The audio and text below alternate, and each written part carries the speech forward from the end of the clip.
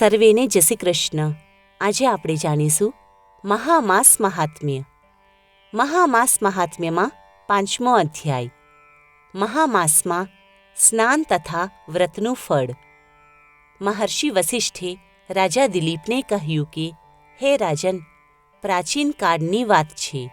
એક દિવસ ભગવાન નારાયણ સ્વરૂપ શ્રી દત્તાત્રેય ભગવાનના સમ્મુખ માહિષ્મતી નગરીના રાજા સહસ્રાર્જુન ઉપસ્થિત થયા અને દત્તાત્રેય ભગવાનને વિનમ્ર પ્રાર્થના કરીને કહ્યું કે, હે ભગવાન, તમે મને મહામાસના મહાત્મ્ય તથા ફળની સવિસ્તાર જાણ કરવાની કૃપા કરો.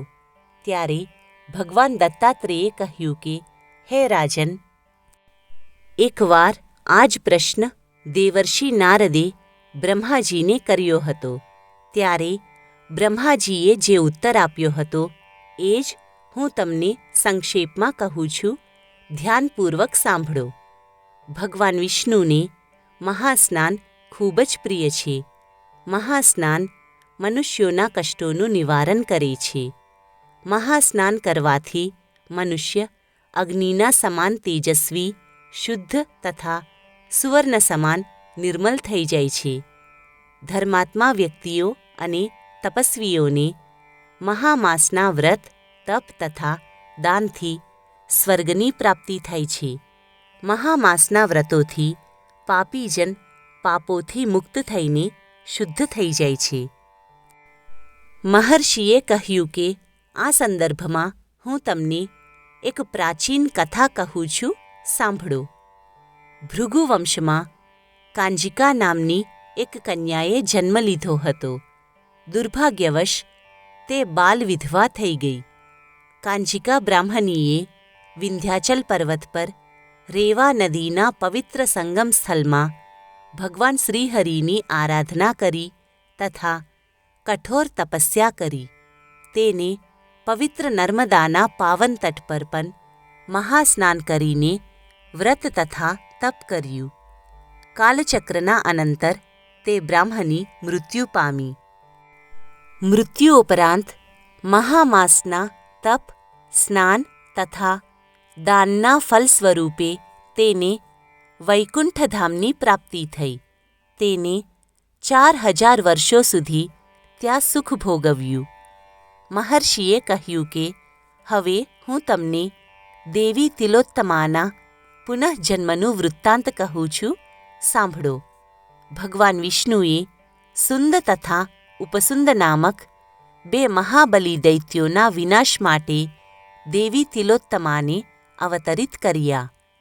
તિલોત્તમાએ પોતાના વૈકુંઠ નિવાસ પર મહામાસમાં સ્નાન તથા વ્રત કર્યું. એના પુણ્યફલ સ્વરૂપે તે તિલોત્તમા અતિરૂપવતી પરમ સુંદરી બની. એના રૂપને જોઈને દેવતાઓ પણ મોહિત થઈ ગયા હતા. બ્રહ્માજી પણ એના રૂપ લાવણ્યને જોઈને ખૂબ જ આશ્ચર્ય પામ્યા. બ્રહ્માજીએ તિલોત્તમાને આજ્ઞા આપી કે, હે મૃગલોચને, સુંદ ઉપસુંદ દૈત્યોએ દેવતાઓને ખૂબ જ હેરાન પરેશાન કર્યા છે, માટે તમે તેનો વિનાશ કરો. પ્રભુની આજ્ઞાનું પાલન કરતા પરમ સુંદરી તિલોત્તમાએ સંપૂર્ણ શૃંગાર કરીને હાથમાં વીણા લઈને એક અશોક વૃક્ષના નીચે વીણાવાદન પ્રારંભ કર્યું. ત્યારે સુંદ તથા ઉપસુંદે તે પરમ સુંદરી તિલોત્તમાને જોઈ. એ બંને દૈત્ય તેના રૂપમાધુર્યને જોઈને મુગ્ધ થઈ ગયા તથા તે પરમ સુંદરી તિલોત્તમાને પોતાની પત્ની બનાવવા માટે તે દૈત્યો યુદ્ધ કરવા લાગ્યા. તે 2 દૈત્ય એકબીજા ઉપર ગદાનો પ્રહાર કરવા લાગ્યા તથા તે દૈત્યોએ એકબીજાને મારી નાખ્યા. આ યુદ્ધમાં બીજા દૈત્યો પણ નાશ પામ્યા.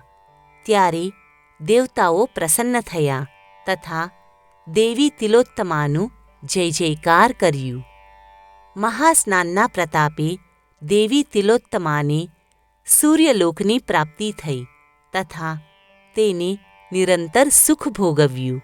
માટે જે પ્રાણી વૈકુંઠધામની ઈચ્છા રાખતા હોય તેને મકર સંક્રાંતિમાં તથા મહામાસમાં સ્નાન તથા વ્રત અવશ્ય કરવું જોઈએ.